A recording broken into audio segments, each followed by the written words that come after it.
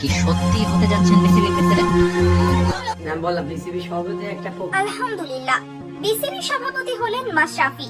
ফারুক আহমেদ নিজেই বিসিবির দায়িত্ব ছেড়ে দিয়ে মাশরাফির হাতে দায়িত্বটা তুলে দিলেন। দর্শক, বিস্তারিত জানতে হলে ভিডিওটি না টেনে শুরু থেকে শেষ পর্যন্ত দেখুন। বহু আগে থেকেই বাংলাদেশ দলের সাবেক অধিনায়ক মাশরাফি বিন মুর্তজাকে বাংলাদেশ ক্রিকেট বোর্ডের সভাপতি হিসেবে চাইছেন ক্রিকেট ভক্ত হতে শুরু করে বোধারা।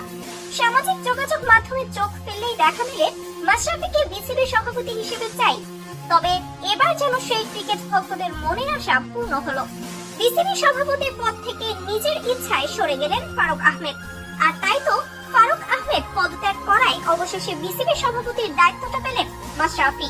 আর অন্যদিকে ফারুক আহমেদ বলেন, আমার দ্বারা এই বিসিবির দায়িত্ব পালন করা যাচ্ছে না, আমি তাই মাশরাফির কাছে আমার বিসিবির দায়িত্বটা তুলে দিয়েছি।